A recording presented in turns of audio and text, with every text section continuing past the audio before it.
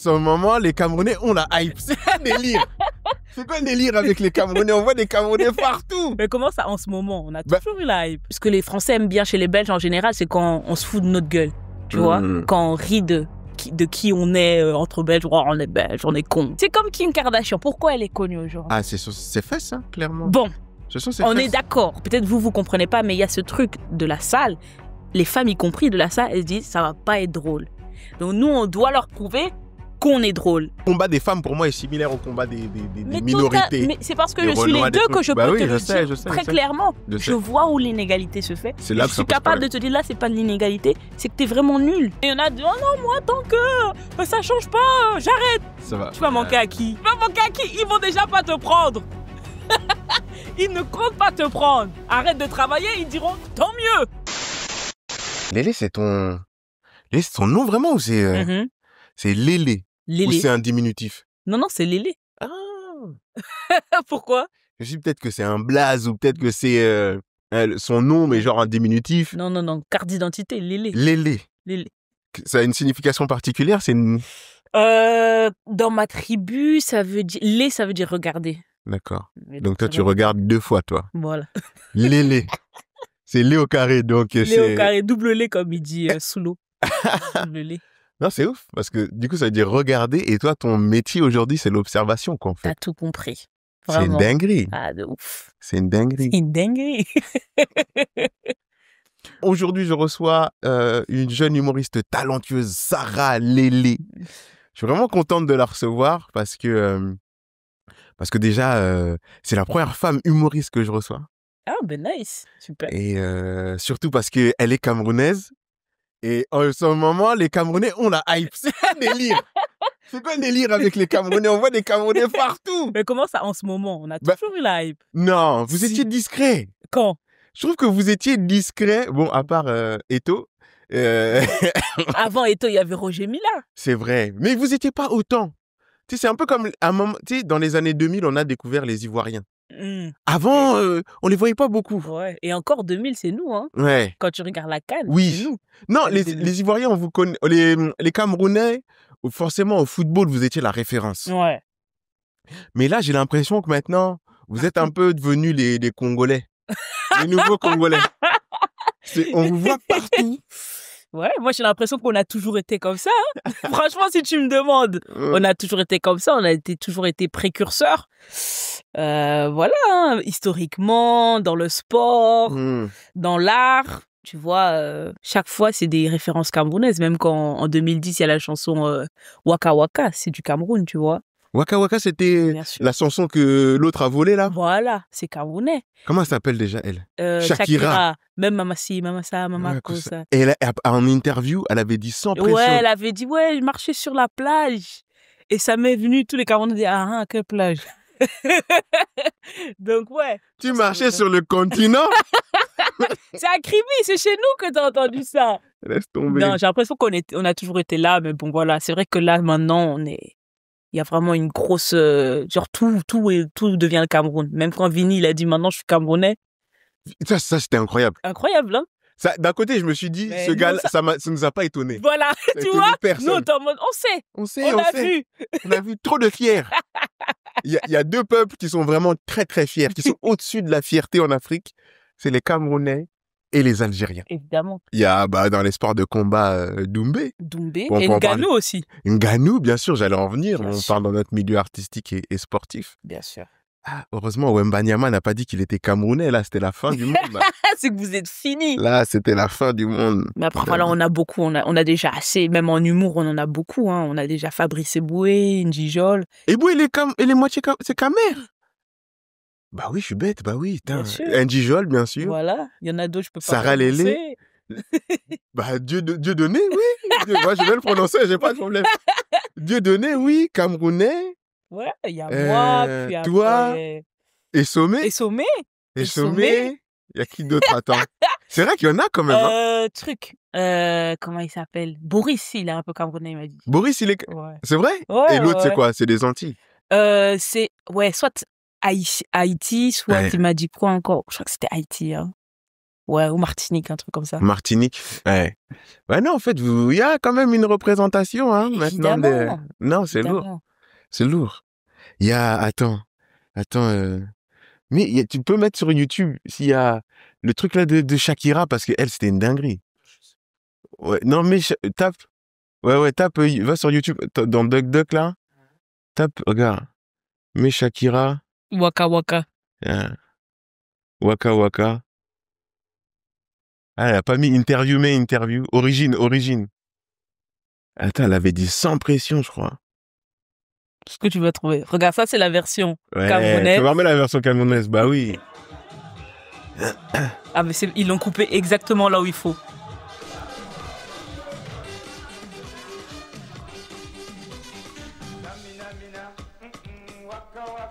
Ah, bah oui. C'est clair, hein. Il n'y a pas photo. Moi, je l'ai vu, bah oui, il n'y a pas photo, mais tu vois, on le regarde, c'est encore aberrant. De ouf. Et là, tu vois comment c'est 1900 quoi.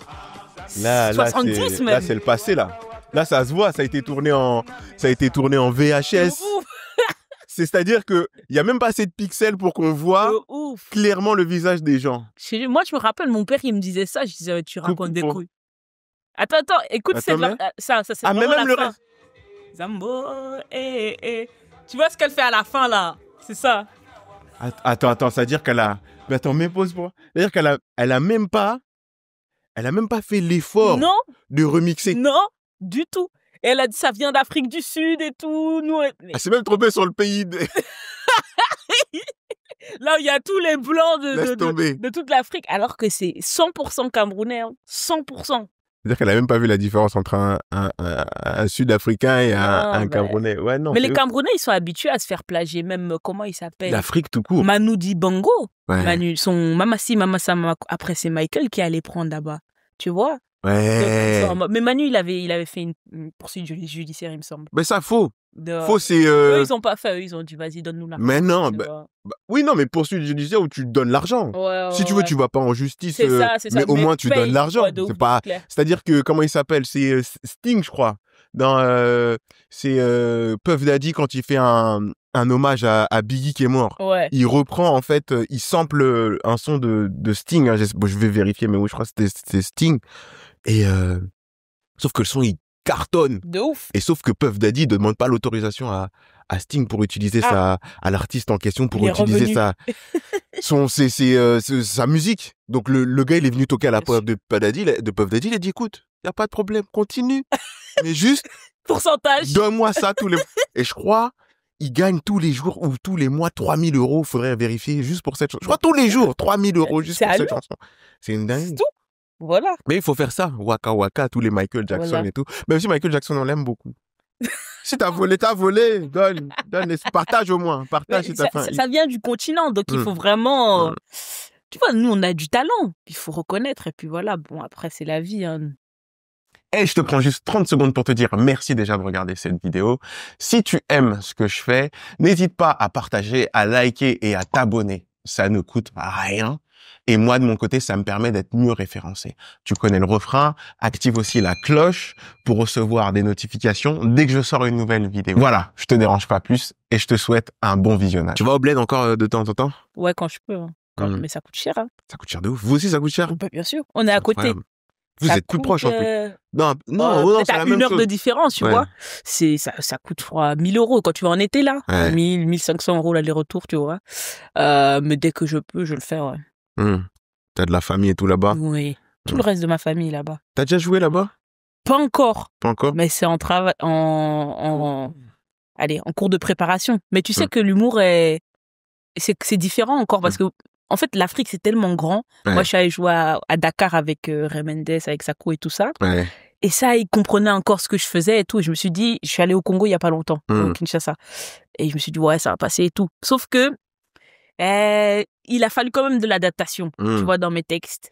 Parce que j'ai un texte, tu vois, on va dire, ancré dans la réalité et tout. Mais une réalité qui reste quand même européenne, de diaspora, tu vois. Et eux, ils vivent pas ça. Ouais. Eux, ils aiment le terre à terre. Et moi, j'ai remarqué qu'avec les Congolais, je devais d'abord parler d'eux. et peut-être sûr. parler par le prisme du fait que je suis camerounaise avant d'arriver avec un texte, colonisation et tout ça. Pas arriver comme une afro-européenne et parler de colonisation, décolonisation. Ouais, ça, c'est Mais un en- beau truc. Mais en fait, si tu regardes bien, tu dois de toute manière, de manière constante, t'adapter à ton public. Ouais. Moi, par exemple, j'ai beaucoup joué à Paris. Ouais. Imagine-toi, ça fait un peu plus de 10 ans que je fais du stand-up. J'avais très peu joué en province. Ah ouais. Cette année, j'ai beaucoup joué en province. Et même ça, déjà, t'as déjà un choc culturel entre Ouais. Paris et la province. Totalement. Alors, t'imagines même pas quand tu vas à Keene ou quand tu vas au Sénégal. Moi, on m'avait déjà demandé au début, quand je commençais d'aller jouer à Keene, d'aller faire le Parlement du Rire. Ah ouais. Même pas à Keene, c'était pas à Keene, c'était Côte d'Ivoire, ça. Côte d'Ivoire. Au début, là, on m'avait demandé quand je bossais avec Canal et tout. Ça, et moi, je regardais mes textes. Je dis, mais ça, c'est pas le quotidien. Je me dis, et c'est là que je me suis rendu compte, mais en fait, je suis un Parisien. De ouf. C'est-à-dire que ça, là, et je me souviens, elle me dit, ouais, c'est dans je sais pas combien de temps, là, ça arrivait vite. Elle me dit, t'as pas un truc, tu nous. Je dis, ah, si je vais au Parlement du Rire, je vais leur raconter ça. Ils vont pas accrocher, en fait. C'est clair. Et je me souviens, j'avais refusé une opportunité à cause de ça, parce que je trouvais. Après, j'aurais aussi pu faire l'effort de d'écrire vite quelque chose. Mais je trouvais que, j'étais pas. Mais c'est bien, c'est de l'humilité aussi. Bah. Faut pas tout accepter n'importe comment, tu sais, il y a. Moi, je trouve que. Honnêtement, j'aurais fait la même parce que quand tu regardes un peu comment, même ce qu'ils préfèrent comme humour, entre guillemets, très act out, très dans l'énergie, maintenant que j'ai l'expérience de Kinshasa, je me dis, ah ouais, ça va quand même me demander de la préparation. Je vais pas arriver. Bien sûr. Faut les respecter. Tu vois ce que je veux dire? Ben, totalement. Ben, à Kinshasa, comme j'étais allée à Dakar et moi, ça avait marché, tu vois. J'ai pas pris le truc de, peut-être que à Kinshasa, je dois faire peut-être un effort de aller vers eux en termes d'humour, peut-être trouver je sais pas comment on dit. En anglais, on dit meet them halfway. Oui. Donc, ils font l'effort vers moi. Oh, you speak the English. Mais you don't speak the English. Donc, Sarah, non, trop de talent. Mais au Cameroun, on est bilingue, hein. C'est vrai? Mais bien sûr. Tu sais pas ça? Tous bilingues. Ben, tous, normalement. Je mais savais que le pays est bilingue. Le pays est bilingue, Ben, bien sûr. Il y a une partie anglophone et il y a une partie francophone. Ah, mais totalement, genre. Mais oui!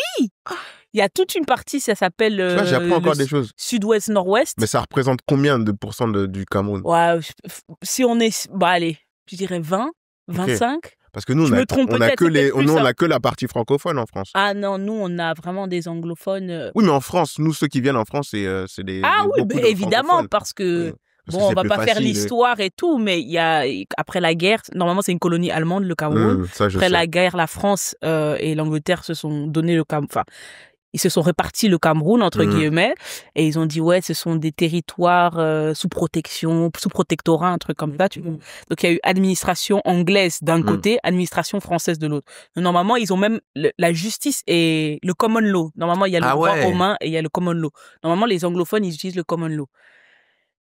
On va pas créer des débats, mais il y a une tyrannie francophone au Cameroun où ils disent, voilà, les anglophones, nous on fait pas ici vous allez faire le droit romain, bref.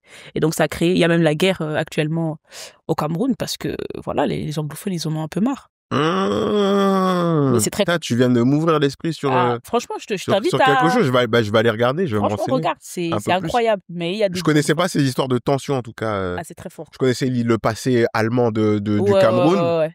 Je savais pas qu'il y avait une aussi grande partie qui parlait. Je savais même pas qu'il y avait une 20% de la population. Je te dis 20%, peut-être c'est plus, peut-être c'est moins. Mais je sais que c'est assez conséquent. Ouais, mais c'est quand même conséquent. Quoi, tu vois ce que je veux dire? C'est conséquent. Ok, donc you speak the English. C'est pour ça que you speak the l'English. Non, c'est lourd. Oui, non, on parlait du fait que faut s'adapter à son public. Et moi, j'ai toujours eu cette peur de me retrouver face à un public et de pas accrocher. Et tu sais, t'arrives en plus quand on m'appelle, j'étais dans une vibe où je faisais beaucoup de vidéos, ça fonctionnait bien et tout. Je dis, je vais aller à Keene.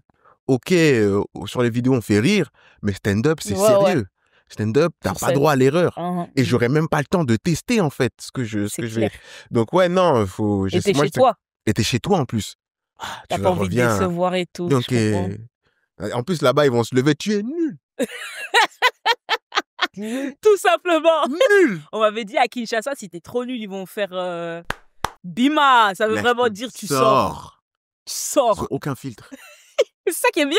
C'est ça qui est bien. Moi, j'aime bien. Mais quand ils t'aiment, hein. Mais quand ils t'aiment, ils t'aiment. Quand ils t'aiment, c'est grave. c'est... Moi, j'avais entendu, ils étaient la bise. Encore. Bah, Je dis, mais waouh.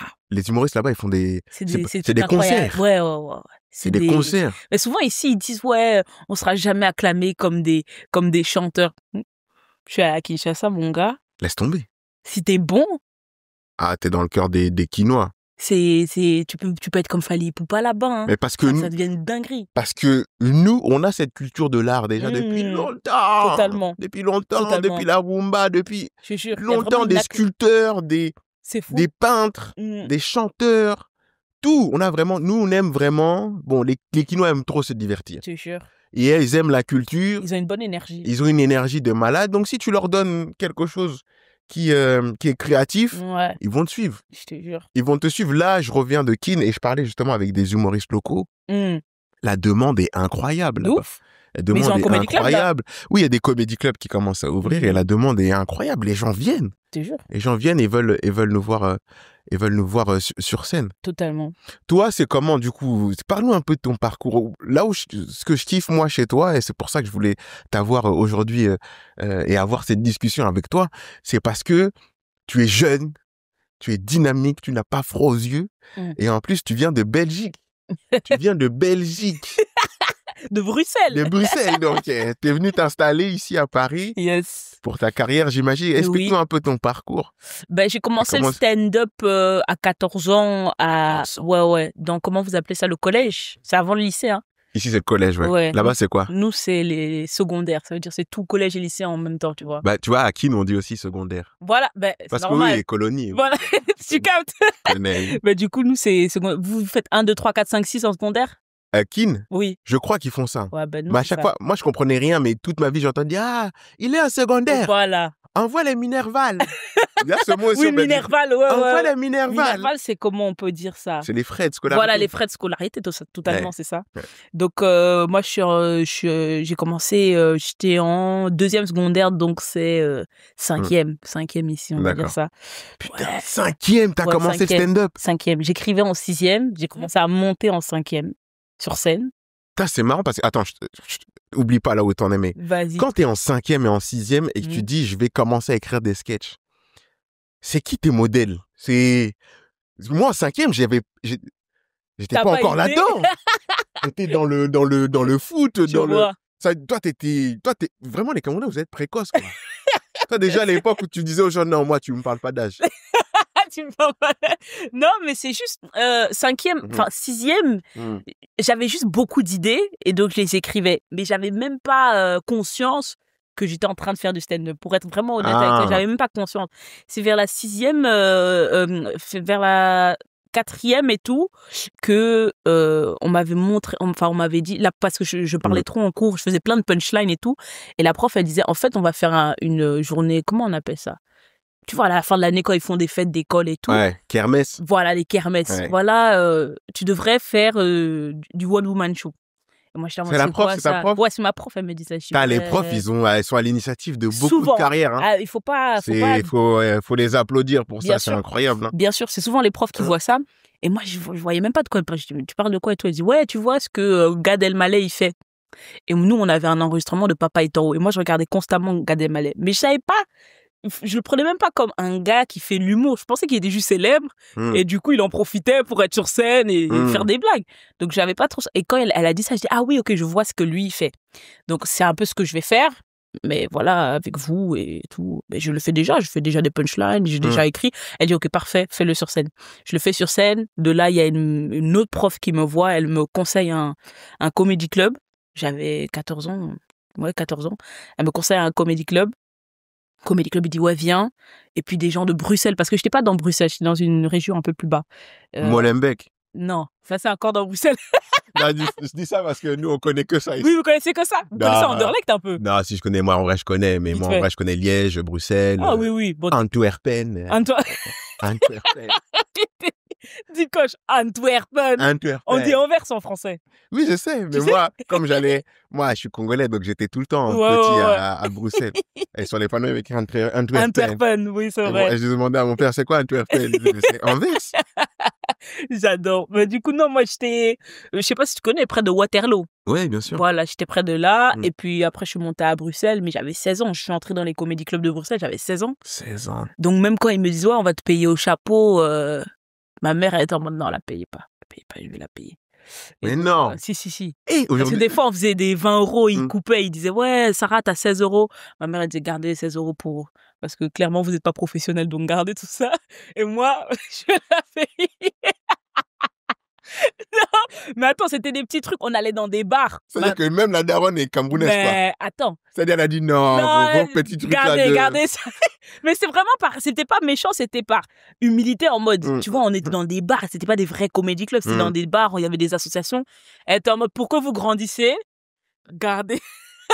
Elle avait Ouais, pitié de nous. Voilà, limite, elle était en mode, gardez, je vais la payer moi-même. Elle me donnait un petit billet. Payez les factures. J'ai vu, Faites-vous un lieu. il n'y a pas de chauffage, Non, mais donc... c'est des gens, c'était des pères de famille. Ma mère était en mode, ouais, je vais te payer moi-même. Elle est géniale, ta Ah, daronne. je te jure. Et elle me payait, elle me donnait un vrai? truc. Ouais, elle disait, tiens, 20 euros. Hier, j'ai bien aimé ce que t'as fait et tout.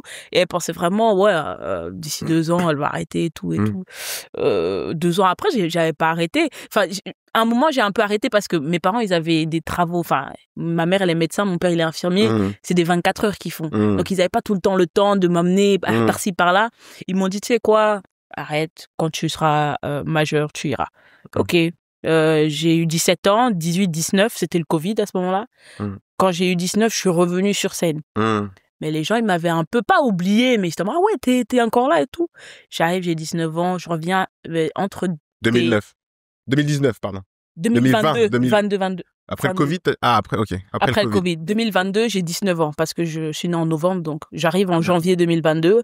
Mais entre tes 16 ans et tes 19 ans, Oui. tu grandis Bien sûr. mentalement, c'est un autre monde, tu vois.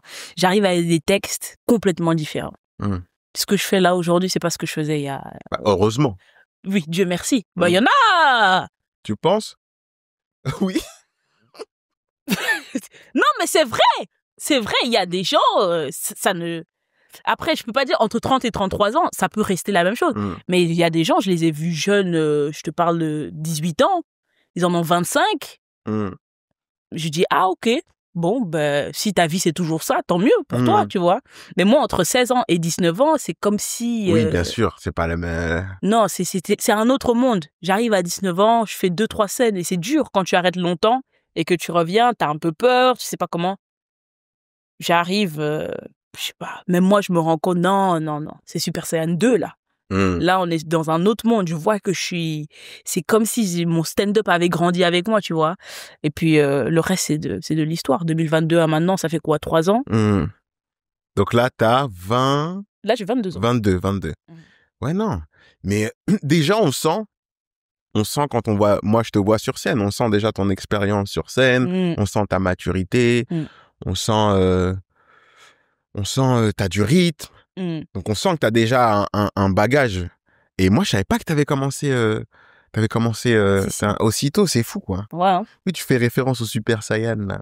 Quand on va sur ton Insta, il y a écrit Makonko. Ça faut. Ah, t'as des grands frères ou quoi? Un grand frère. Voilà, c'est sûr. Ouais. Oui, donc j'ai été bercée dans ça, ouais. C'est sûr. Non, moi, Oui, t'as les rêves parce que Dragon Ball Z, tu peux encore regarder. Il y a plus rien qui sort, là. il y a les super, mais Ouais. plus personne regarde les super. Si, tu regardes super? Ah, moi, j'ai lâché il y a longtemps Dragon Ball Z. Ouais, moi, je crois que je me suis arrêtée à GT. Super, tu regardes super? Ouais, hein. Mais super, c'est pas ouf. Hein. J'ai regardé un peu vite fait. Piccolo qui commence à se transformer et tout. Ah, moi, ça fait trop Il longtemps. devient orange. Ah non, c'est pas Oui. normal, ça. Arrête. Donc, Faut même arrêter. lui, il se cherche. Il De cherche ouf. son identité, quoi. Ça va trop loin. T'as des super Saiyan, super Saiyan, Goto, super Saiyan. Tu te dis, ah ouais, non, c'est bon. Non, moi, ils m'ont perdu déjà depuis longtemps. Mais Ouais. déjà, à l'époque, quand j'étais petit, au bout d'un moment, j'avais décroché. Je comprends. Mais c'est le J'avais hein. décroché, mais... Mais moi, j'adore genre la base de Dragon Ball, les premiers. Ouais, ceux qu'on a connus, quoi. Moi, j'aime beaucoup. Franchement, j'adore. C'est fou. De grand frère. Tu parles souvent, tu fais référence souvent à ta famille quand tu joues. Bon. T'as un grand frère? Oui, Et un grand frère. juste un grand frère? Et une petite sœur. Et une petite sœur. Yeah. Et tu fais souvent référence à ton daron aussi dans tes... Yes. Mais tout le monde fait des références à ses darons. De ouf. Mais toi, tu le fais bien. Oui. Elle est très gaulerie, la partie sur ton daron. C'est pas la Très, très seule d'ailleurs gaulerie. partie sur mon daron, il y en a plein. Mais bon, dans le spectacle. Moi, j'ai Attends. vu, moi, je te vois bosser, tu vois. Mhm. Donc, j'ai pas encore vu ton spectacle entier, mais j'ai Mhm. vu forcément Mhm. des pièces que tu dois assembler après pendant ton C'est spectacle. clair. Là, tu joues où, là, actuellement, là? Mon spectacle au Mm. Contrescarpe, hein, Ok. tous les mardis. T'es produit, du coup? Oui, je suis en Ok. production. T'as toujours été en production ou c'est la première fois que tu... Non, c'est la première fois. Hein. D'accord. Avant, tu faisais comment, du coup? Ah, bon, avant, j'avais pas de spectacle. Avant, j'avais que des morceaux. Donc, je le faisais seule. Hein. Mais là, la production, c'est que, on va dire, c'est que le côté business, entre guillemets. C'est eux qui vont me placer et tout et tout. Mais en termes d'art, je suis toujours toute seule. Hein. C'est dans ma tête. Voilà. C'est tout. Là, tu joues à quelle fréquence, là? Alors, le spectacle, hebdomadairement. Donc, tous les mardis. Le Comedy Club, tous les jours. Ouais. Surtout ici à Paris, le rythme. Ah, il est... Waouh. C'est un autre Incroyable, hein. monde. Si C'est tu joues pas incroyable. 6 fois par jour, c'est ouf. Moi, enfin, à Bruxelles, tu peux pas avoir ça, tu vois. Ce qui est bien ou pas bien, je sais pas, tu vois. J'ai pas encore fait le bilan de ça. Le bilan que j'ai maintenant, c'est que je joue 6 fois par jour ou 3 fois par jour, ça ne change pas mon niveau, entre guillemets. Je suis pas plus forte parce que j'ai joué 15 fois la journée. Parce que des fois, je suis épuisée. J'ai pas le temps de réfléchir. Je dois jouer, j'oublie ce que je joue. Moi, j'ai l'impression que des fois, c'est presque contre-productif, tu vois. Mais c'est un exercice. C'est un exercice et je le prends. On en parlait, tu vois, tout à l'heure quand on est arrivé, là, dans la voiture. C'est exactement le même constat que j'ai fait. C'est-à-dire que moi, avant, à Paris, il y a un humoriste avec qui je parlais. Moi, je pensais que je jouais beaucoup. À Paris, il y a des gens qui jouent vraiment beaucoup. Je parlais avec un humoriste qui s'appelle, que j'aime bien, qu'on croit souvent au Sarfati, qui s'appelle Rémi Boy. Oui. Tu sais, c'est quoi son record? Je crois que c'est 11 plateaux. Je crois qu'il m'a dit ça, ouais. 11! T'imagines tout ce qu'on peut faire dans Paris. Quand il m'a dit ça, je me suis dit, non. Si. Vraiment, il y a énormément de comédie club maintenant. Tu commences à 17, tu termines à... Je crois qu'il avait commencé à 16h. Ah, ouais. Et il a fini vers 1h. Bah, je crois un truc du genre. 11, c'est incroyable. Moi, encore l'année 2023, ça a été l'année où j'ai fini sur les genoux parce que je voulais jouer. Et je jouais tellement que je suis arrivé au même constat que toi. C'est que je fasse 3 scènes ou que j'en fasse 6 ou 7 dans la même soirée. Peut-être pas 7, mais 6, moi, je pouvais en faire. En fait, limite à 6, j'étais pas productif parce que à bout de 3, 4, mon cerveau, il déconnectait. Il était en mode, vas-y, juste balance ton texte. Alors que t'es en pilote automatique. Voilà. Alors que l'idée, quand tu montes sur scène, c'est, OK, aujourd'hui, j'arrive avec ces blagues que j'ai écrites dans la journée. Il faut que je teste ça. Il faut que je teste ça une fois. Une fois que j'ai joué, il faut que j'ai au moins un temps pour moi pour me dire, voilà, je remets ces idées en place. Tu conscientises. Voilà, ça a marché, ça a pas marché. Là, c'était un peu mou. Là, il y avait du rythme. Voilà. Coupe ça, parce que notre travail, c'est couper le gras. C'est clair. Donc, coupe ça et rejoue-le. Clair. Mais rejoue-le, remets-toi en mode, voilà, j'ai intégré ce que je viens de... Et ça, il te faut du temps, en fait. Et quand tu joues... pour moi, ma limite, c'est, je suis bien quand je joue 3 fois dans la soirée. Voilà. 3 fois dans la soirée, j'ai eu le temps de taffer ce que j'ai écrit et j'ai eu le temps de réfléchir entre les scènes. 3 fois, mais avec un peu de temps entre les deux. Pas 3 fois où tu joues à 20h là, 20h15 là-bas, 20h30 là-bas. 3 fois où tu prends 1 heure par scène. Tu vois ce que je veux dire? T'as tout dit, coach. Et t'es là. Et quand j'ai ce rythme, je suis bien. J'ai l'impression d'avoir travaillé. Après, quand je dépasse 4, ça peut encore aller. 5, 6, ça commence à devenir compliqué. Voilà. Si t'as pas de temps entre les scènes, t'arrives. Et puis en plus, après, ce qu'on disait tout à l'heure, c'est que toi, là, t'as 22 ans. Donc, vas-y, charbonne. Il n'y a pas de problème. Charbonne si tu veux charbonner. Il n'y a pas de problème. Si t'arrives déjà à ce constat maintenant, c'est bien. C'est que tu fais déjà preuve de sagesse.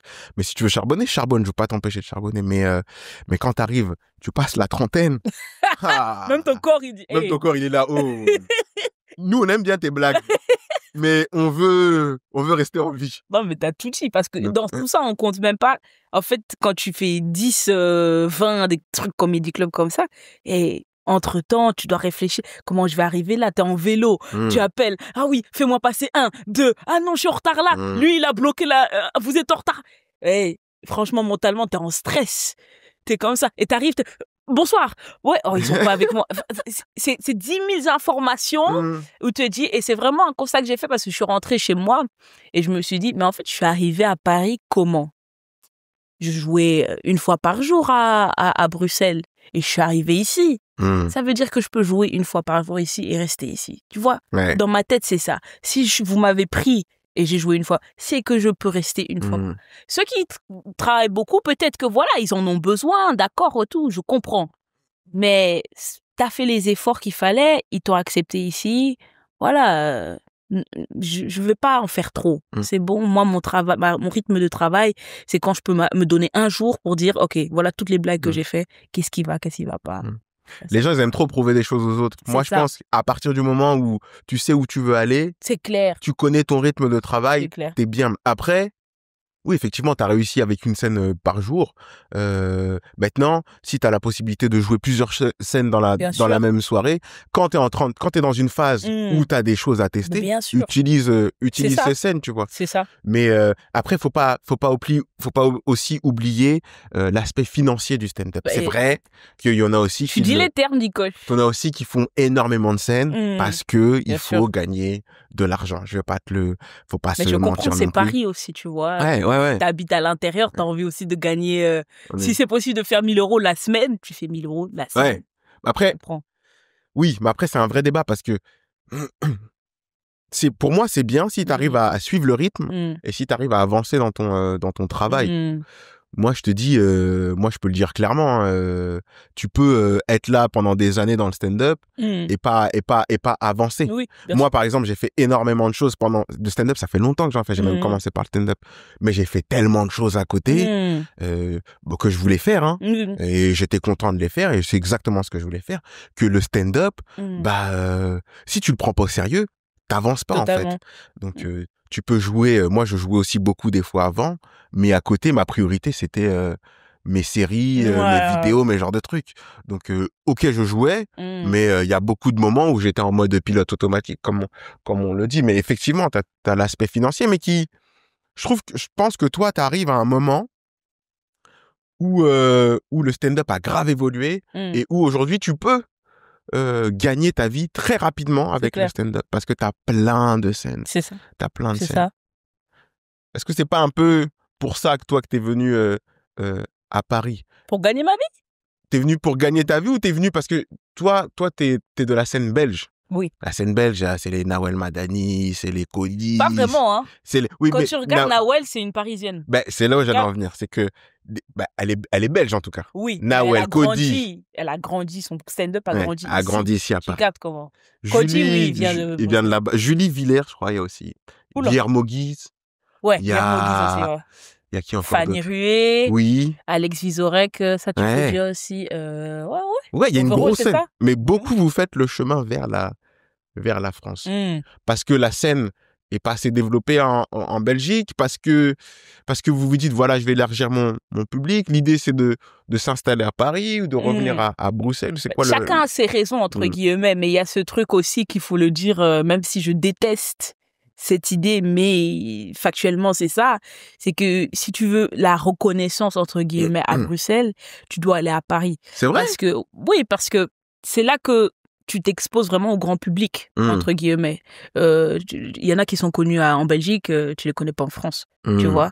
Mais quand tu es connu en France, tu vas être connu dans la francophonie en général, tu vois. Tout le monde te connaîtra. Donc là, tu es en train d'avouer la suprématie de la France au-dessus de la Belgique. Il n'y a plus de débat. Donc là, tu viens de tirer les débats, tu vas te faire des problèmes, hein, Sarah. Non, ce que je vais dire, non, mais c'est important de faire la nuance. Ce que je vais dire, c'est que quand tu arrives en France, toute la francophonie va te connaître parce que c'est le centre de la francophonie et c'est normal, c'est la France.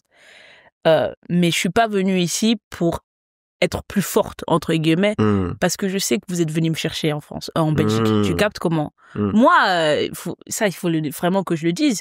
j'ai jamais demandé à venir être dans des comédie clubs. La majorité des comédie clubs sont venus m'envoyer des messages. Tu vois ce que je veux dire? Parce qu'ils ont reconnu, j'aime bien son art, j'aime bien ce qu'elle fait. Ce serait cool qu'elle vienne ici. Et je suis très honorée et c'est très cool, tu vois. Mais il faut se dire que ce qu'on cherche vraiment, c'est la reconnaissance du public. Et ça, il y a en France. Là où en Belgique, tu peux être connu du public belge, mais tu seras pas connu du grand public, si tu vois ce que je veux dire. Ouais.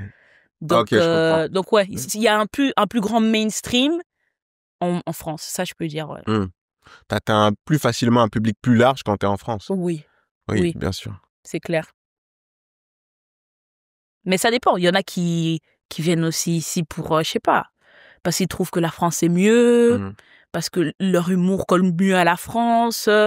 Il y a beaucoup de raisons. Moi, je pense que ce que les Français aiment bien chez les Belges en général, c'est quand on se fout de notre gueule, tu vois, quand on rit de qui on est entre Belges. Oh, on est Belges, on est cons. Tu vois ce que je veux dire? Dans les deux sens, ça marche bien. En tout cas, la dérision en général, je trouve que ça marche bien. Autant quand une personne de l'extérieur parle de nous, qu'une personne de l'extérieur parle d'eux.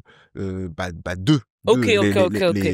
voisins, surtout les Belges. Voilà. Les Belges, il y a cette rivalité, un peu fausse rivalité. Ouais, je vois totalement. De frères mais moi, j'ai l'impression que vous trouvez ça hyper drôle quand un Belge fait ce que vous imaginez du Belge. Du Belge, bien sûr. Tu captes? Mais moi, je déteste ça. Mais bien sûr. Mais c'est comme si un Congolais, il commence à faire... Tu vois, des accents bizarres que les Européens... Juste pour que les Européens fassent « c'est trop drôle, il est vraiment Congolais, lui. » Tu vois un peu? Et moi, je déteste ça. C'est pour ça que moi, j'arrive et je dis « J'en ai rien à foutre. Hein. » Tu vois, la France, pour moi, je ne vous vois pas plus au-dessus ou je me sens pas moins parce que je suis belge. Tu captes un peu. Mais voilà. Mais après... Il y a un truc, bien sûr. Il y aura toujours le côté exotique que les gens vont chercher. L'accent... c'est pas nouveau. C'est bien sûr, ça fonctionne toujours parce que on vit avec les accents. Moi, j'entends des accents portugais depuis que je suis petit, j'entends des accents rebeux depuis que je suis petit, et direct quand tu fais un accent, ça te rappelle quelque chose que tu as vécu ou et puis forcément c'est différent, c'est un français qui est différent. T'entends un Ivoirien, moi j'entends un Ivoirien parler le français, gars, j'ai tout de suite le sourire. Même un Camerounais. Ou un Camerounais, c'est magique. C'est ouf. Donc tout de suite ça te donne le sourire parce qu'ils ont cette manière d'utiliser le français, de le pimper et d'en faire quelque chose encore plus beau. Donc forcément ça te donne le sourire et ça moi en tout cas j'ai toujours eu beaucoup d'appréciation pour les accents, peu importe l'accent. Ouais, mais t'as pas l'impression ce que vous aimez chez les Belges, c'est qu'ils jouent le con belge. Pas l'accent seulement, tu vois, jouer le... Ça, c'est... Oui, ça, c'est moi, vrai j'ai l'impression que vous êtes content quand vous voyez François Damiens se faire le con. Exactement. C'est pas son accent, c'est qu'il est con. Oui, parce que dans l'esprit des Français, le Belge est con. Le Belge est inférieur. Ouais, mais dans l'esprit des Français... Non, mais je veux te dire la vérité. Inférieur. Non, le Belge est inférieur. Et non, le Français, il y a un petit colon dans chaque Français.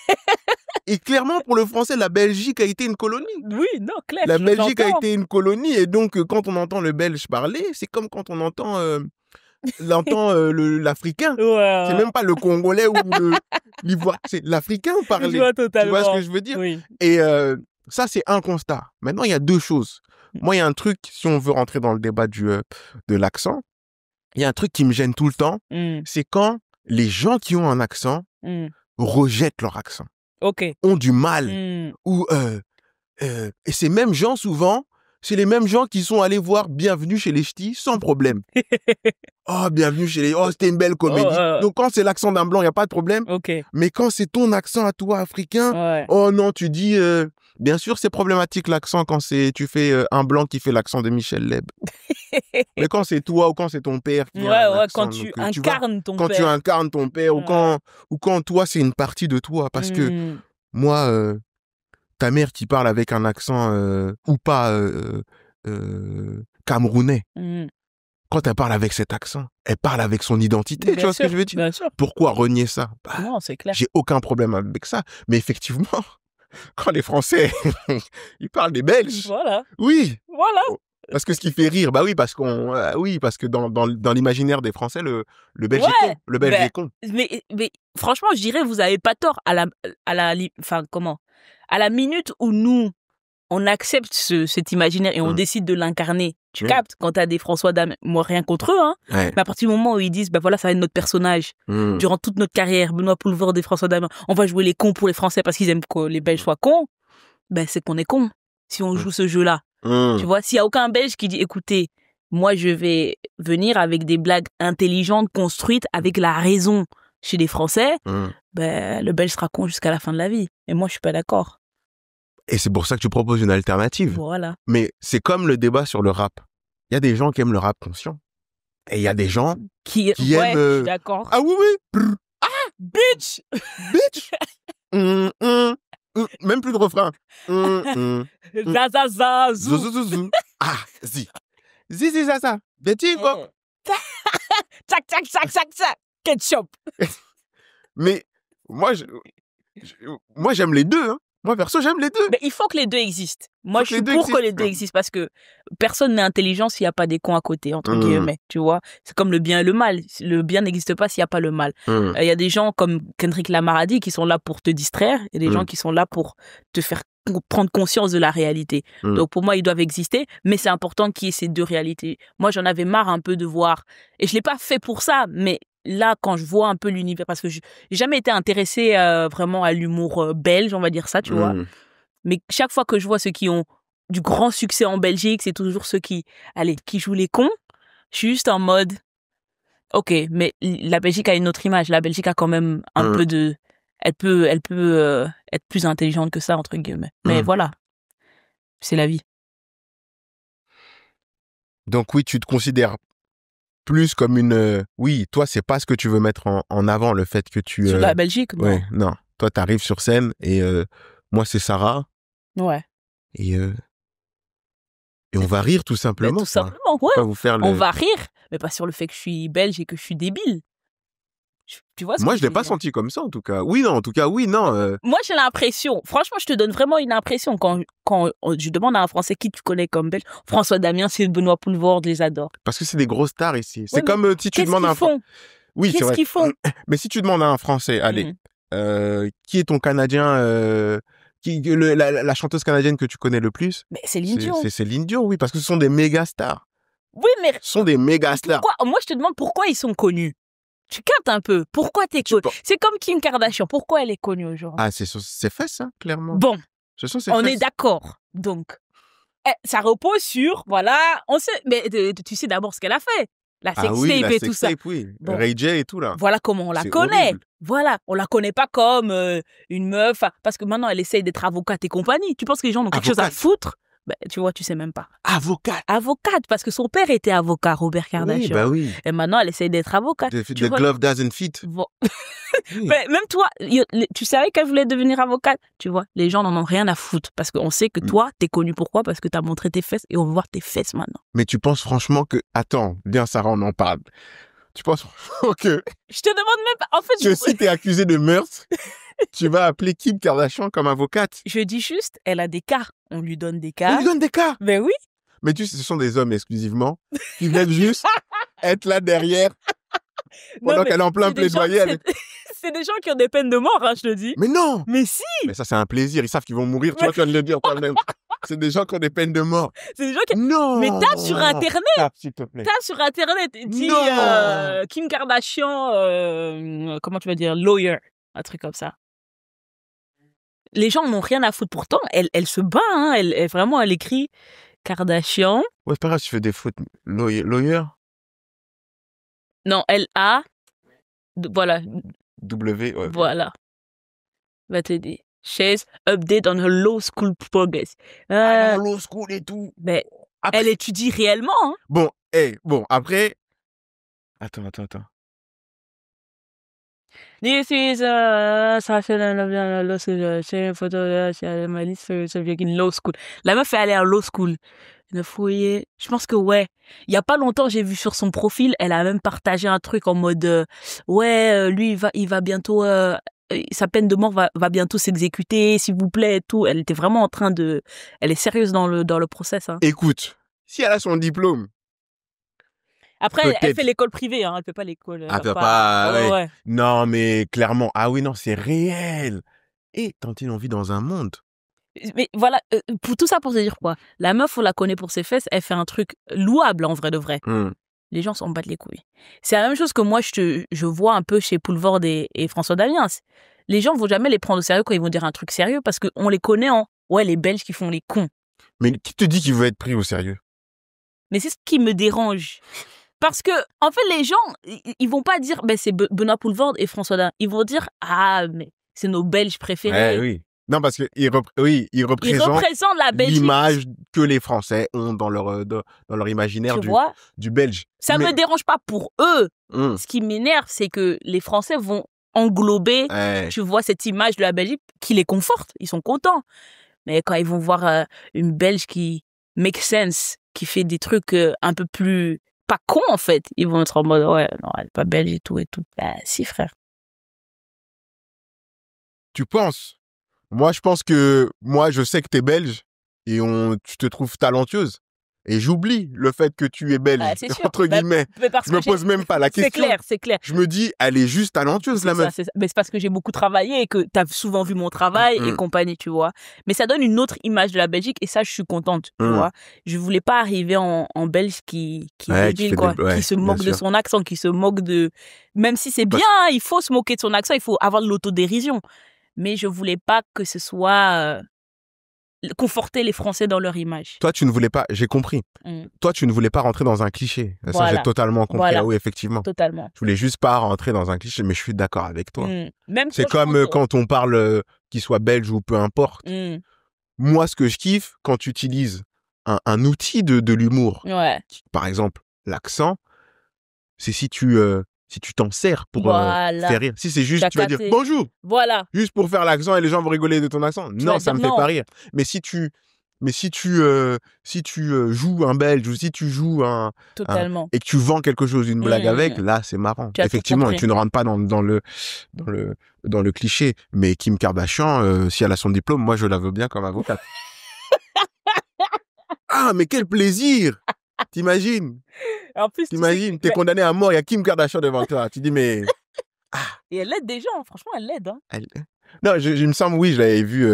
C'est pas elle qui avait aidé quelqu'un à sortir du couloir de la mort? Oui, mais justement, c'est ça dont je te parle. Ah, c'est peut-être parti de là, alors, mais je la connais, cette... Je sais pas. En tout cas, je sais qu'elle voulait suivre les pas de son père. Et donc, elle a commencé... Mais c'est louable. C'est totalement louable. En vrai, c'est un vrai débat. Mais les gens s'en battent les couilles. Bah oui. Parce qu'ils veulent ses fesses. Bien sûr. Parce qu'elle est connue pour ça. Parce que c'est pas n'importe quelle fesse aussi. Hein. Sarah. Tu l'as dit sérieusement, parce que c'est pas n'importe quelle fesse. C'est des fesses qui ont gagné des milliards. Ah ben voilà. Non. Mais plus sérieusement, c'est un vrai débat. Parce que ça veut dire que il y a une actrice qui s'appelle Mia Khalifa, une actrice porno. J'ai vu son cas là. Elle, par exemple, elle a fait, j'avais vu un truc sur elle, elle avait fait l'équivalent de 1 an ou 2 mois, en tout cas une courte période dans la pornographie. Sauf qu'après, elle a raconté son histoire, elle a fait son témoignage. Oui, je me suis retrouvé embarqué plus ou moins là-dedans à cause de mon gars et tout à l'époque, mais très vite elle a arrêté, elle a voulu passer à autre chose. Sauf que le problème, c'est qu'aujourd'hui, elle ne peut pas se reconvertir, la fille, parce que toute sa vie, bien sûr, ce passage dans la pornographie va entacher en fait tout ce qu'elle a fait. Pour moi, elle devrait pouvoir continuer sa vie tranquille en fait. Bien sûr. Après, sans pour autant qu'on la ramène à chaque fois à son passé de pornographie. Ben c'est un peu la même chose. Pour moi, c'est le même cas de figure pour Kim Kardashian. Elle a fait ce qu'elle a à faire. Elle assume peut-être plus aujourd'hui. Elle revient, elle dit bon, finalement, ce que j'ai fait, j'assume plus. Venez, je recommence à nouveau, donnez-moi ma chance. Elle a quand même une fortune là-dessus. En fait, c'est ça que les gens ils sont fâchés aussi. Donc elle devrait donner sa fortune. Non, mais moi je suis comme toi. C'est totalement légal ce qu'elles ont fait, donc elles ont le droit de continuer leur vie et qu'on les ramène pas à ça.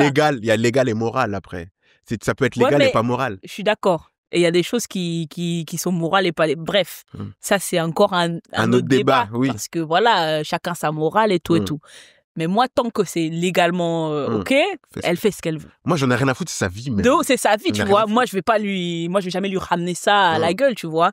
Et à côté, t'as des gens comme Bertrand Cantat. Lui, il a tué une meuf. Et il revient faire des tubes. Et il fait des zéniths. Des concerts. Des zéniths. Je crois qu'il avait fait Zénith de Paris. Ah, je crois qu'il avait fait ça. Et moi, mais c'est le même débat, en fait. Hein. Non, ça, c'est pire parce que lui, c'est illégal. Tu vois, lui, non, lui, c'est pas illégal. Il a purgé sa peine. Il a tué une meuf. Il a purgé quoi? Il a fait quoi? 10 ans? Oui, mais il est sorti. Il doit plus rien à la justice. Ils sont dans le même pot pour moi. Hein. Non.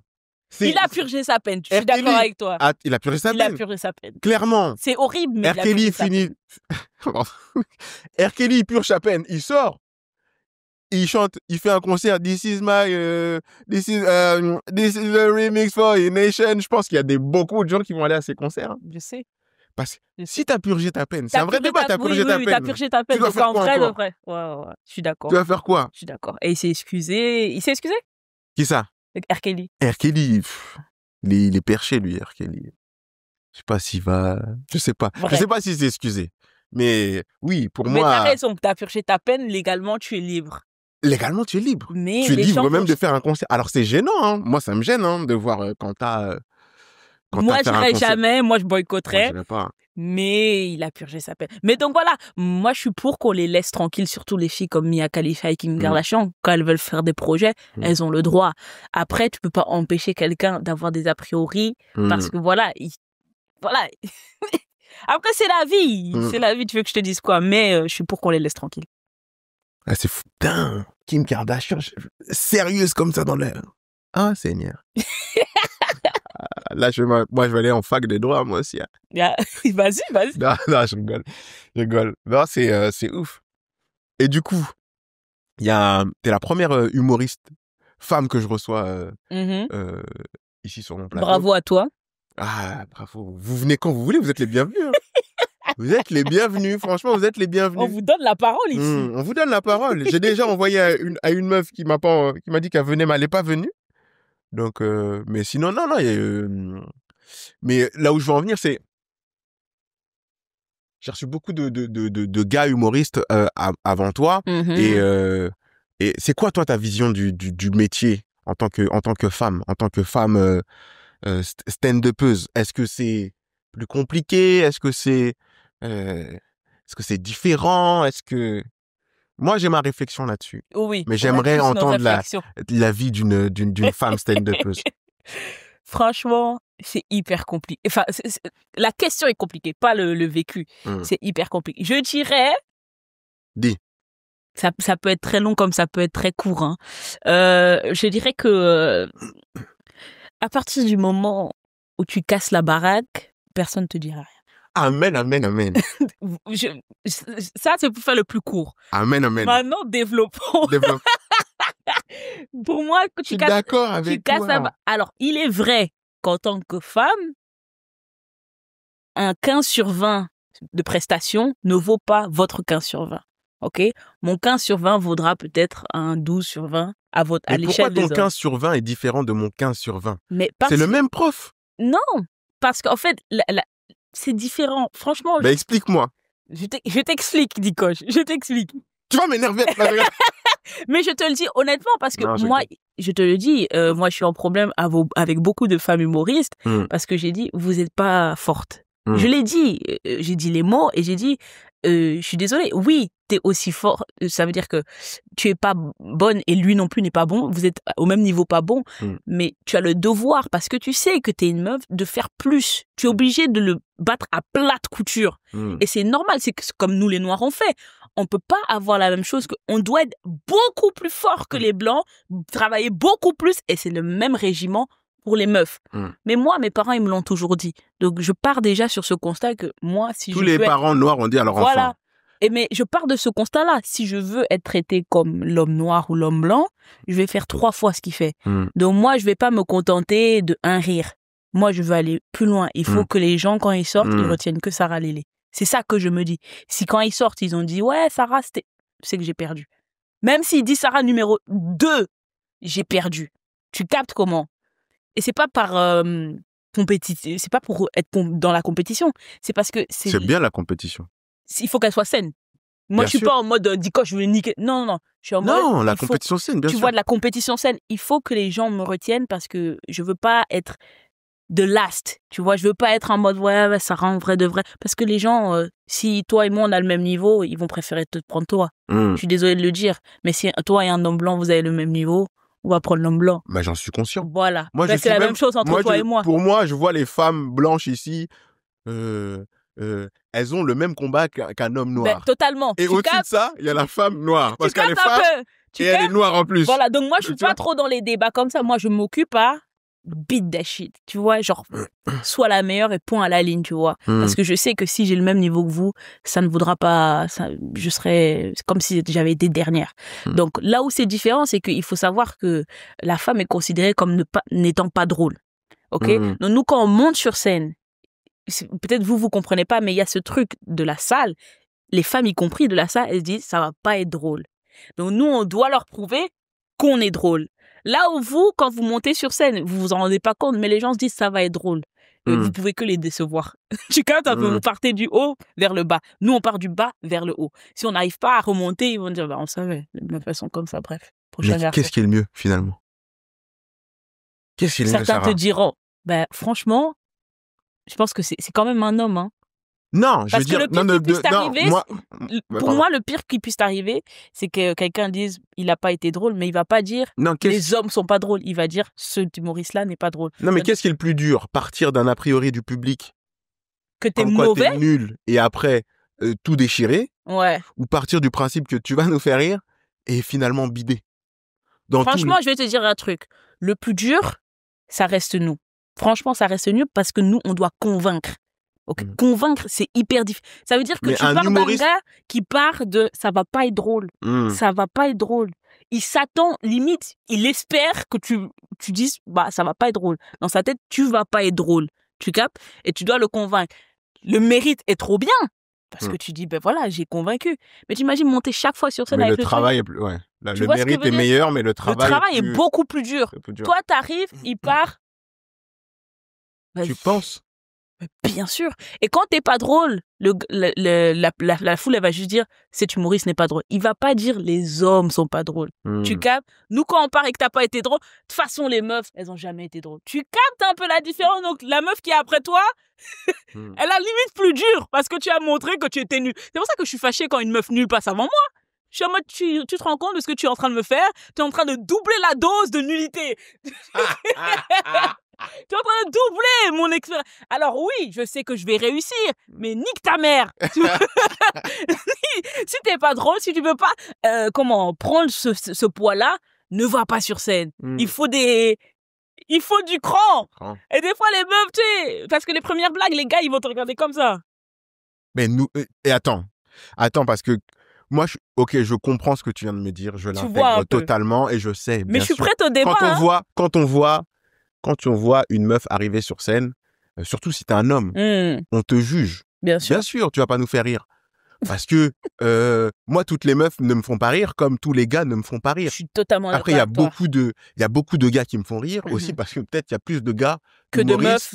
De meufs. Je suis d'accord. Mais si je fais le ratio, si on fait les maths, en tout cas moi, probablement, si je te donne mes meilleurs humoristes, il y aura pas beaucoup de femmes. Pas parce que je trouve les femmes nulles, c'est pas vrai. Moi, je suis dans le même métier que toi, tu vois ce que je veux dire? C'est-à-dire que nous, on regarde que la notation. La seule chose qu'on va regarder quand on est humoriste, c'est est-ce que tu m'as fait rire ou tu m'as pas fait rire. D'accord. On va être dans la salle. Écoute ce qui se passe. On va jouer sur le même plateau. On a déjà joué sur les mêmes plateaux. Tu vois quand ça fonctionne. Bien sûr. Que tu sois un homme, que tu sois une femme. Tu vois quand ça fonctionne pas. Et les humoristes, t'as vu comment on est, hein?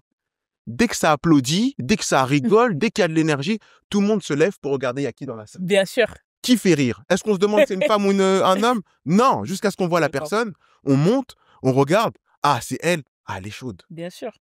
Elle est chaude. Et t'inquiète pas. C'est là où je te dis. En tout cas, nous, les humoristes, on n'aura pas de problème à dire qu'un tel ou un tel. Bien sûr. Mais il faut casser la baraque. Il faut casser la baraque, c'est tout. C'est clair. Et nous, on est, comment dire? Maintenant,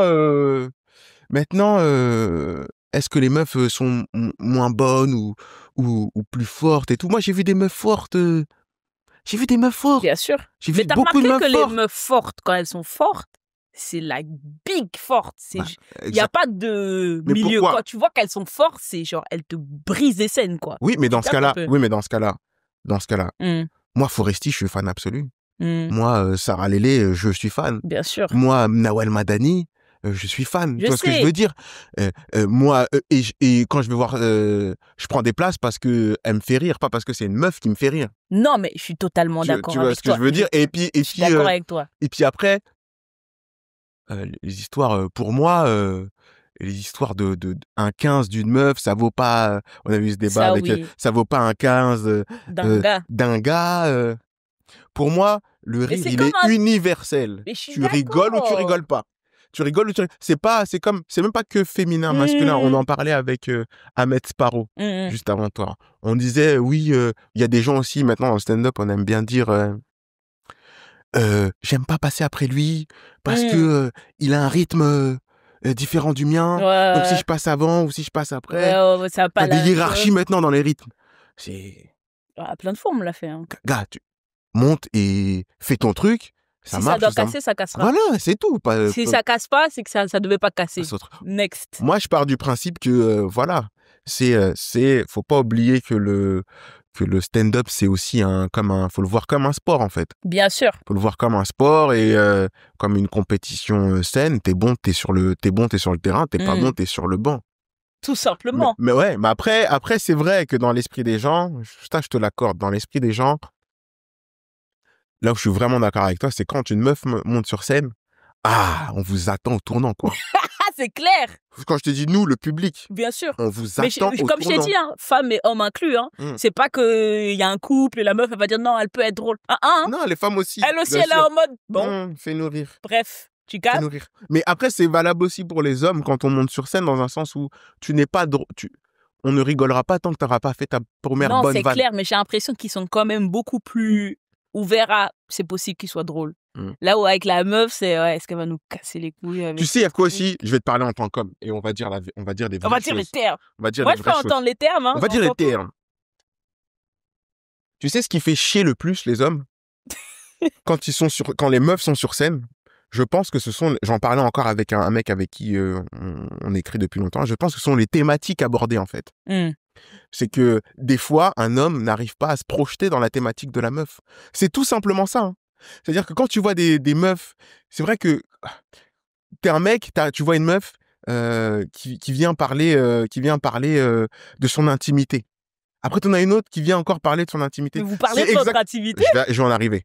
C'est exactement la même chose que si tu montes sur scène et t'as un mec qui parle de son intimité, il va parler de sa teub, après encore un autre qui va parler de sa teub. Ou comme si, des fois, t'as deux Renois qui vont parler de leurs conditions de Renois, et ensuite encore un autre Renois qui va parler de sa condition de Renois, ensuite encore un autre Renois qui s'enchaîne.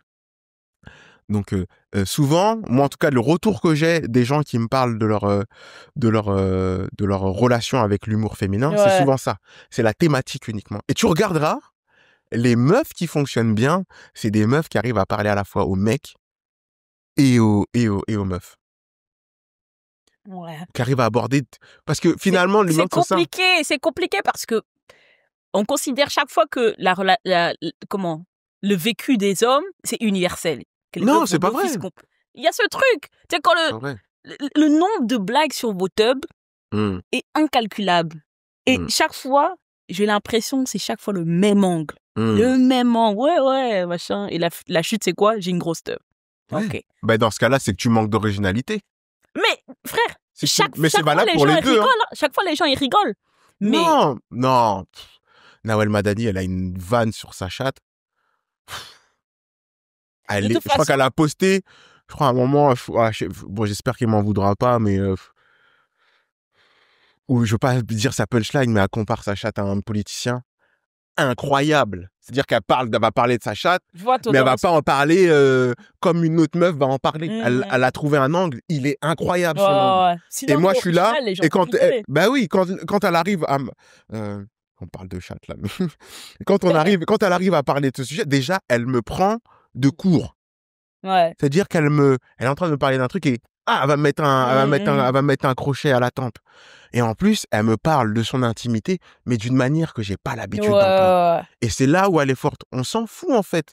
En vrai, la thématique, elle est relou quand elle est redondante et quand on nous parle tout le temps de la même chose, de la même manière. Je te dis, c'est valable pour l'intimité des meufs, l'intimité des gars, ta condition de Renoir, là où tu vas être, ou ta condition de, je sais pas moi, d'Asiate, peu importe. Ça va être problématique quand c'est redondant et quand l'axe sera déjà exploité ou sera pas original. Et t'as l'impression que les meufs parlent trop de... Moi, j'ai pas l'impression. C'est pas vrai parce que moi, je suis de l'intérieur. J'essaie de mettre à la place du public. Oui. Moi, je suis de l'intérieur et je sais, je te dis, moi, il y a des meufs qui m'ont fait rire. Il y a des meufs qui sont totalement absurdes. Il y avait une meuf à l'époque, quand on commençait, elle s'appelait Charlotte Craig. Tu aimes ou tu aimes pas, elle arrivait avec un truc, c'était à elle. C'était lunaire, c'était totalement nouveau. Julie Villers, à l'époque aussi, très lunaire, très lunaire. Il y avait une meuf, putain, comment elle s'appelle? Je crois qu'elle est, elle faisait la prof. Après, elle faisait moins du stand-up que plus du one woman show. Bon, il y a plein de meufs qui m'ont étonné. Florence Foresti, bah oui. Nawel Madani, tu vois. Il y en a plein des fortes. Après, il y en a d'autres qui sont, qui ont le niveau qu'elles ont. Mais comme nous les hommes, tu vois. C'est clair. Ce que je veux dire. Donc moi, je vais pas essentialiser et dire toutes les meufs. Non, totalement. Parce que c'est pas vrai. Totalement. Mais c'est là où, tu vois, le 15 sur 20 est différent chez nous et chez vous. C'est là, en fait, là où il s'exprime. C'est que moi, j'ai l'impression, justement, les blagues des tubs, les gens, ils vont en écouter encore et encore. Ça peut être la même chute. Les gens, ils vont accepter. Ils vont rire. Peut-être pas les éclats de rire, mais ils vont quand même rire. Là où avec une chatte, elles vont en parler. Et moi, tu sais, je suis pas une meuf qui parle de ça. Ça m'énerve et ça, limite, j'aime pas savoir l'intimité des gens. Mais je reste objective sur le fait que, oui, il y en a 10 qui parlent de leur chatte de 10 mêmes manières. Mais ça va faire chier les gens à la deuxième qui en parle. Alors que les gars, il peut en avoir 15 qui en parlent à la suite et ils vont quand même rire. C'est là où je te dis, notre 15 n'est pas le même 15, tu vois. Dans le sens où, même moi, je l'ai vécu à Bruxelles et je l'ai dit. J'ai dit, vous mettez des humoristes. Ok, cette fille, elle est pas drôle, mais lui non plus, il est pas drôle. Et vous le prenez lui. Ils ont le même niveau de pas drôle. Et vous le prenez lui et vous le mettez à côté de moi. Ouais, c'est un peu comme non, je suis d'accord avec c'est le combat des femmes, pour moi, est similaire au combat des minorités. Mais c'est parce que je suis les deux que je peux te le dire très clairement. Je vois où l'inégalité se fait. C'est là je suis capable de te dire, là, c'est pas de l'inégalité, c'est que t'es vraiment nul. Je peux le dire. Et je l'ai dit. Tu vois ce que je veux dire? Donc, je comprends les hommes dans leur ras-le-bol, entre guillemets, et je comprends totalement. Mais il y a vraiment une réalité où, oui, elle parle beaucoup de chatte, mais vous en parlez aussi et on continue à rire de vous. Alors que la meuf, il suffit qu'il y en ait 2, ça vous casse les couilles. Et vous dites, ça suffit. Elles ont déjà parlé trop de leur chatte. Oh, c'est une petite Blanche Gardin. Ah, c'est bon. Ah, c'est bon. Des petits Roman Frécinet, j'en connais 25. Et vous rigolez encore à leurs blagues. Et on les met à côté de moi. Alors qu'il n'y en a pas 2, Sarah Lélé. Et j'ai quand même dit OK. Donc, tu vois, il y a une inégalité. J'en parle doucement parce que moi, je suis pas une militante. Tu vois, moi, là où je milite, je fais ce que je fais au plus haut niveau. Pour moi, c'est le plus grand militantisme. Mais ça, souvent, tu le comprends parce que tu as été averti déjà quand tu étais plus jeune et parce que tu en as souffert, en fait. Bien sûr. Moi, je sais qu'un Renaud, tu lui dis, tu vas devoir faire 2 fois plus d'efforts pour réussir quelque chose. Il le sait. Voilà. Parce que depuis qu'on est petit, on nous le dit. On nous le dit, on le sait et on l'a vécu. Et c'est pour ça que le combat des femmes et des femmes blanches, du coup, parce que les femmes noires l'ont déjà intégré, mais des femmes blanches est similaire. Et moi, ça me fait un peu rire de les voir découvrir, de les voir rentrer dans notre monde. Allez, bienvenue. Venez vous asseoir. Je vais te montrer comment ça fonctionne. L'homme blanc est bizarre des fois. Oui, on sait. Viens, installe-toi, viens boire un peu un coup avec nous. Ça. Donc oui, ça me fait rire de le découvrir. Mais moi, effectivement, Edgar Rive l'a dit aussi là, c'est ça qui est beau aussi dans ce métier. C'est qu'il faut juste être bon, en fait. C'est du sport, faut juste être bon. Et ce qui est bien dans le stand-up, c'est que il y a pour moi, en tout cas, moi, c'est comme ça que je le sens. Ça, c'est ma pensée. C'est que pour moi, peu importe ton genre, tu peux être plus fort. C'est clair. Ce que je veux dire, c'est clair. Tu peux être plus fort qu'un gars. Totalement. Tu peux être plus fort que... Il y a un truc qui ment pas, c'est le public. Voilà, un truc qui ment pas, c'est le public. Alors que si tu prends Usain Bolt et Marie-Josée Pérec, alors top, tu le mets au départ, alors prime, tu le mets au départ de la ligne de 100 mètres. t'as un homme et une femme, C'est physiquement, clair, c'est on clair. n'est pas constitués C'est de la même clair. manière. Alors que pour la blague, et pour moi, c'est ça qui est magique dans ce monde. Et c'est ça qu'il faudrait remettre Là, au je te centre. rejoins. C'est que le rire, on a tous cette capacité de De rire. ouf. On a tous cette capacité Tu de peux faire rire. provoquer les rires. Et il n'y a pas un truc genre, non, on a une glotte en plus Ouais, qui fait rire les dans gens. notre cerveau, il y Dans a notre un cerveau, truc qui non. fait que... Surtout que, soi-disant, vous êtes plus intelligente que nous. Hein. On est censé être Donc, plus mature. vous êtes censé ouais. être plus mature, plus intelligente que nous. Donc ouais, c'est ça qui est beau dans notre Je suis métier. d'accord. C'est ça Là, qui je est te beau. rejoins. Et par contre, donc sur ce côté-là, on a peut-être un peu différé dans le développement. Tu me rejoins, mais par contre oui, sur là où je comprends les meufs dans le stand-up, c'est que oui, face à un emploi, Ouais, le directeur peut-être qu'il va prendre plus la meuf plus le gars que la bien meuf. sûr. Ou C'est inversement. encore là que je te dis, Même le 15 si- n'est pas le même 15. Oui, bon, même si. On a le même niveau, mais il va prendre un gars. Oui, mais mais- je comprends, hein. Je comprends. Moi, j'ai accepté cette réalité. Tu vois, c'est ça que les gens, ils comprennent pas chez moi. Moi, j'accepte que si j'ai la même note qu'un homme noir ou un homme blanc, il va prendre l'homme. Donc, c'est mon devoir De faire plus. d'être plus loin. Ben oui.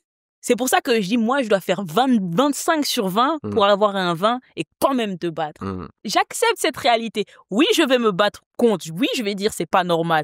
Mais à la fin de la journée, je vais quand même faire l'effort parce que c'est le monde dans lequel je vis. Inch'Allah, un jour, ça changera. Mais tant que ça change pas, je me bats Te avec plains pas et Et bats-toi. voilà. Et il y en a dit, oh non, moi, tant que ça change pas, j'arrête. Ça va. Tu vas manquer à qui? Laisse tomber. Tu vas manquer à qui? Ils vont déjà pas te prendre. Ils ne comptent pas te prendre. Arrête de travailler, ils diront, tant mieux. Tu crois que parce que tu goûtes dans le De coin, ouf. Ils vont Donc- dire, mais attends, mais tu vis dans quel monde? laisse tomber. T'es obligé de te battre. Une fois que tu seras arrivé au top, tu diras, écoutez, sachez que là, on ne joue pas dans la même cour. J'ai fait largement plus. Pas de souci. Mais c'est une inégalité. Voilà, c'est tout. Mais quand tu y seras arrivé. Là où je veux finir sur le point positif, c'est que les gens, on commence à prendre conscience. Bien sûr. On commence à prendre conscience du fait qu'il y a des meufs qui sont pénalisées vis-à-vis des hommes dans les line-up, par exemple. Ok. Ouais. Puisqu'on parle de notre métier. Et il y a des scènes exclusivement féminines maintenant aussi. Il y a aussi des ça, c'est comédie pas une clubs bonne qui idée, hein. intègrent, pour moi, c'est pas une bonne idée, mais il y a des comédie clubs pour mettre les choses dans leur contexte, il y a des comédie clubs qui ont des quotas. Clairement, Oui, on peut le oui, dire, oui, qui ont des oui. quotas Oui, on peut le dire, quotas c'est de ce meufs, qui existe. qui mettent des quotas de meufs dans les line-up. Moi, je trouve que c'est bien d'évoluer ensemble parce que ça tire, peu importe. S'il y a une meuf qui est bonne, elle va te tirer vers le haut. S'il y a un gars qui est bon, il va te tirer vers le haut. Donc moi, je suis plus du genre à garder tout le monde dans le même pot pour que tout le monde se tire vers le haut. C'est vrai qu'après, effectivement, mais j'aime bien aussi le fait que les meufs prennent le problème en main et qu'elles se disent, ben voilà, on n'est pas invité. Ça, par contre, moi, j'aime bien cette dynamique. Vous nous invitez pas, Ouais. on va créer notre fête. Je comprends. Et Et en même temps, ayant vécu le truc et en voyant le truc, c'est pas une bonne idée pour les meufs. Dis-nous pourquoi. Mais parce que quand tu fais des line-up que des meufs et qu'en plus tu l'expliques explicitement et que vous ramenez un public du coup explicitement, ok, nous on est pour l'humour avec que les meufs, tu crées un public qui va être favorable à toi. Et moi je suis, comme je t'ai dit, je suis pour qu'on travaille dans le dur pour être plus fort. Moi je suis exactement comme Piccolo. Tu vois comment il a son truc hyper lourd sur ses épaules et sur sa tête, c'est pour être beaucoup plus rapide quand il va enlever ça, tu vois. Moi, je veux être très forte dans la cour qui ne m'accepte pas pour qu'une fois que je sois avec que des meufs renois ou des renois, ce soit facile pour moi. C'est tout. Mais tant que c'est difficile, en fait, t'as plus à gagner à être dans une scène qui t'accepte pas et à réussir à faire rire que d'être dans une scène où tout le monde t'accepte. Ok, mais toi, ton but, c'est d'arriver là où il y a tout le monde. Et tu vas t'entraîner là où il y a que des gens comme toi. Ok, va un peu maintenant tu t'es entraîné 1 an qu'avec un public de meufs et des meufs à côté de toi. Va maintenant avec un public avec des meufs et des gars. Tu crois que tu feras l'affaire? Tu ne feras pas l'affaire. Parce que toute ta vie, il y a des meufs qui ont fait, oui, t'as raison. Oui, t'as raison. Ok, va avec des gens qui trouvent que t'as tort. Ils vont dire, mais c'est nul ce que tu fais. C'est de la merde en boîte. Et je l'ai vu. Je dis pas ça parce que j'imagine. J'ai vu des meufs passer leur temps dans des comédie clubs spécialement féminins. C'est cool l'idée. Mais en réalité, c'est qu'elle, elle voulait aller au next level. Il n'y a pas de next level que féminin.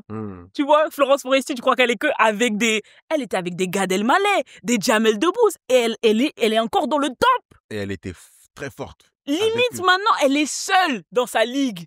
Tu vois, Florence Foresti, il y a elle et Jérémy Ferrari et Paul Mirabel. Tu crois qu'elle s'est entraînée avec que des meufs dans son public? Non, frère. Il y a des gars, relève le défi. Va pas te mettre qu'avec des meufs parce que dans ton public, il y aura jamais que des meufs. Ou alors, peut-être tu veux un public 100% féminin, H24 féminin. Ok, ben je vais voir quelle carrière tu vas faire. C'est un peu comme ça que je pense. Après, voilà. Sarah Lélé, est-ce que... C'est quoi la dinguerie qui t'est arrivée, la plus grosse dinguerie qui t'est arrivée sur scène? Sur scène? Oui. Il n'y a jamais eu de folie, hein. Non. Mais je pense que t'étais là. Je crois que ça, c'est ce qui m'a le plus énervé, mais... J'étais là? Oui, c'était au Kusheka. T'étais pas là au Kusheka? Non, t'étais là au Kusheka France, c'était au Kusheka Belgique. On va au Kusheka, ils avaient embauché un gars pour faire MC comme ça. Un gars qui n'était pas du milieu, hein, juste un MC machin. Et juste avant que je passe, je suis la première meuf, juste avant que je passe, moi d'habitude je m'en fous. Mais lui il dit, il demande au public, ouais, la prochaine c'est une meuf. Déjà j'aime pas quand on fait ça, mais ouais, vas-y. Il y a des introductions, ça conditionne les gens, je déteste. Mais bref, tu le fais, pas grave, annonce-moi. Non, il dit pas ça, il dit, y en a qui connaissent des meufs drôles par applaudissement? Tu crois que les gens ont applaudi? Il y avait des meufs dans la salle, hein. Je crois qu'il y a des gens qui ont applaudi.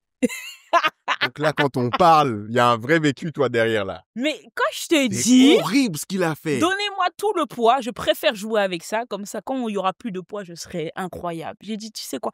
Il dit, et il insiste, personne, allez, au moins 2 ou 3. Qui connaît 3 meufs drôles dans la salle? Non, faut que tu sortes le nom de cette personne parce Mais je connais même plus son nom pour te dire. Moi, j'aurais balancé son blase. Je connais plus son nom. Et moi, je regarde les collègues. C'était qui était dans les loges avec moi? C'était Ray Mendes, je crois. Et John Soulo. Mais je pense qu'ils n'ont pas capté. Et moi, je dis, je sais plus, je crois que c'est à Julien. Je dis, Julien Sommet. Je dis, mais qu'est-ce qu'il est en train de faire là? He's setting me up for failure.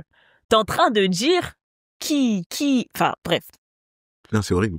Il demande 2 fois, personne n'applaudit. Mais quand je te dis, c'est-à-dire que même pas une meuf pour dire, oui, moi je connais une meuf drôle. Je dis, ok, c'est pas grave. On m'annonce. J'étais un peu fâchée, mais c'est pas grave. Je fais mon truc et tout. Je balaye la salle. Ok. Et je dis, comme ça maintenant, vous connaissez au moins une meuf drôle. Et je sors. Le gars, il check. Je check pas. Je dis, nique ta mère, frère. C'est quoi ça? Tu vois, ça pour moi, ça c'est quand je te dis, pour moi, c'est ce qui m'a fait le chier le plus. Mais après... Mais c'est une faute professionnelle même. C'est pour ça que j'ai dit qu'il n'était pas du milieu. Qui fait ça? Par applaudissement. Il a cru parce qu'il dit par applaudissement, il est stand-upper. Il dit ne fais plus jamais ça. Et la prochaine fois que tu m'annonces, dis rien. Je préfère que tu dis rien. Ouf. Tu sais que moi, quand on me demande qu'est-ce que tu veux que je dise pour t'annoncer, je dis juste faites un maximum de bruit pour le prochain. Pour 10 coches. Voilà, c'est tout. C'est tout. Et des fois, même avec ça, les gens, ils rajoutent. Mais bien sûr. Ils comprennent pas quand on leur dit rien. Ça conditionne de les gens. Ouf. Après, voilà, c'était fait, je suis montée sur scène. Tu vois, quand t'as ce genre de truc, t'es obligé d'être drôle.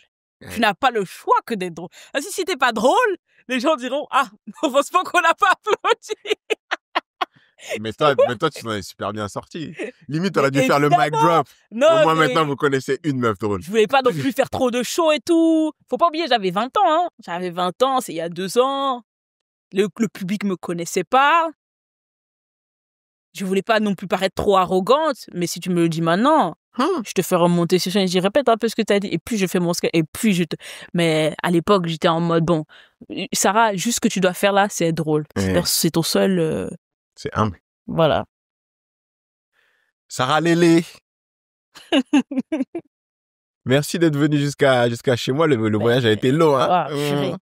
Non, mais c'est clair. Mais très content d'être ici. Merci de m'avoir invité. Ça me fait plaisir. Merci d'être venue, Sarah Lélé.